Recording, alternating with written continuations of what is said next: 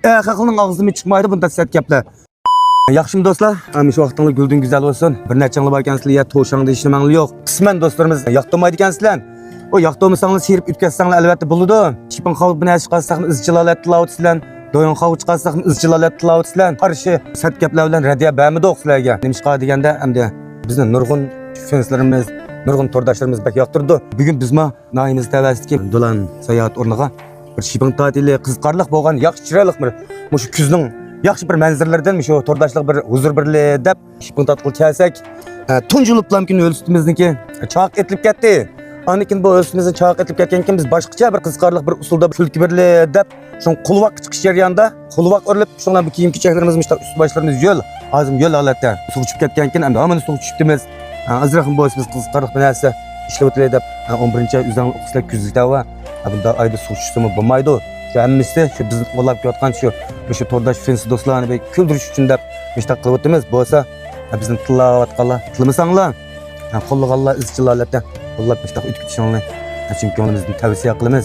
Bizningki hamda ekran oldidagi barliq tordashlarni bir qiziqarli film ishlash orqali ma'naviy zavq ato qilib, bir ozroq bo'lsa kuldira olsak, shuningga xushal o'tganmiz.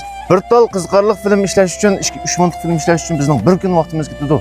Velosipedni u yerdan bu yerga minib, muhit almashtirib, u yerda ishlab, bu yerda tatib, ajrimiz uchun qo'llash yuzasidan bir tal mehrlik yurganini aymay bir qo'yishingni umid qilamiz.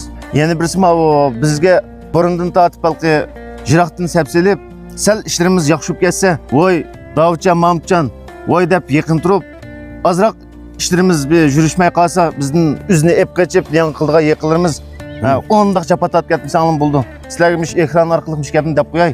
Hamisha ishlarimiz bunda qilib yurishmay o'tib ketavermaydi. Bizning ishlarimiz yaxshi bo'lib ketdi kunlarning birida. Shu vaqt ko'rishib qolamiz.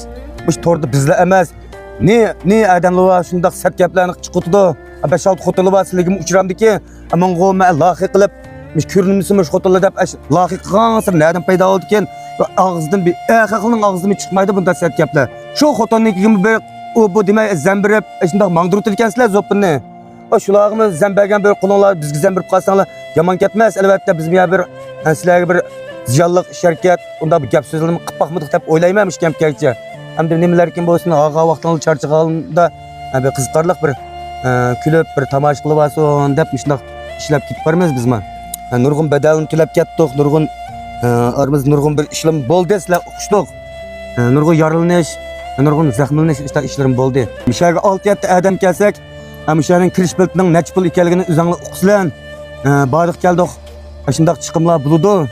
Hamda nurg'un bizning yaqinlarimiz o'slar e'lon tatuvsizlar, o'slar e'lon pul topdinglar deb nurg'un do'stlarimiz deydi. Hamda topdik. Topgan bilan hammasi shuni aylanma mablag' qo'yib, shu o'zdan o'zga to'pis kuzga deb shu. Hali azgimon ekanmiz, hali mazgimon ekanmiz. Amaliyat sizlar o'ylab ketgandek unchilar bakching alqa tep ketmadik. Hamda jamoa emas, partiya hukumatining shundoq yaxshi bir siyosatlarda, yaxshi bir yo'llarda her halde Kadir Aval yaxshi yaşayotimiz. Bunun dikini davamlıq izchil sizlarning qo'llashinglarga muhtoj biz.